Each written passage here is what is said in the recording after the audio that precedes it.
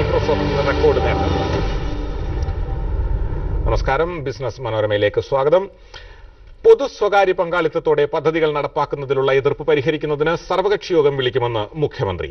ഭൂമി ഏറ്റെടുക്കുന്നതിനുള്ള പ്രത്യേക നഷ്ടപരിഹാര പാക്കേജ് ഉടൻ നടപ്പാക്കുമെന്നും മുഖ്യമന്ത്രി അറിയിച്ചു. സെപ്റ്റംബറിൽ നടക്കുന്ന എമർജിംഗ് കേരള നിക്ഷേപ സംഗമം പരിചയപ്പെടുത്തിക്കൊണ്ട് ഡൽഹിയിൽ അംബാസിഡർമാർക്കും വിദേശ രാജ്യങ്ങളിലെ പ്രതിനിധികൾക്കുമായി നടത്തിയ പ്രത്യേക സമ്മേളനത്തിന് ശേഷം സംസാരിക്കുകയായിരുന്നു അദ്ദേഹം. സംസ്ഥാനത്തിന്റെ വികസനത്തിനും കൂടുതൽ നിക്ഷേപം ആകർഷിക്കാനും പൊതു സ്വകാര്യ പങ്കാളിത്തത്തിന് സർക്കാർ മുന്തിയ പരിഗണനയാണ് നൽകുന്നതെന്ന് മുഖ്യമന്ത്രി ഉമ്മൻചാണ്ടി അറിയിച്ചു. സ്വകാര്യ പങ്കാളിത്തം പാടില്ലെന്ന നിലപാട് പദ്ധതികൾ അനന്തമായി വൈകിക്കും. അതുകൊണ്ട് ഇക്കാര്യത്തിലുള്ള എതിർപ്പുകൾ പരിഹരിക്കാൻ സെപ്റ്റംബറിൽ നടക്കുന്ന എമർജിംഗ് കേരള നിക്ഷേപ സംഗമത്തിന് മുമ്പ് തന്നെ സർവകക്ഷി യോഗം വിളിക്കുമെന്നും മുഖ്യമന്ത്രി അറിയിച്ചു. Working class is not cooperative for investment for development of the state. So we are in a democratic setup. We have to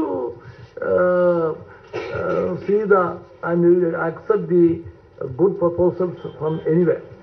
പദ്ധതികൾക്കായി ഭൂമി ഏറ്റെടുക്കലാണ് സംസ്ഥാനം നേരിടുന്ന മറ്റൊരു പ്രതിസന്ധി. പുതിയ ഭൂമി ഏറ്റെടുക്കൽ നയം കൊണ്ടുവരുന്നതോടെ ഈ എതിർപ്പുകൾ ഇല്ലാതാകുമെന്നും മുഖ്യമന്ത്രി അറിയിച്ചു.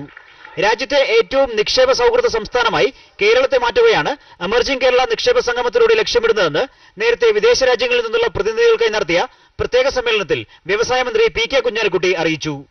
കൃഷിയിലേക്കും നിക്ഷേപം ക്ഷണിക്കുന്നതിനായി നെൽകൃഷി പാർക്കുകളും നാളികേര കൃഷി പാർക്കുകളും തുടങ്ങുമെന്ന് ധനമന്ത്രി KM മാണി അറിയിച്ചു.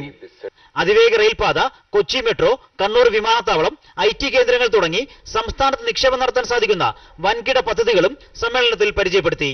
മനോരമ ന്യൂസ്, ഡൽഹി.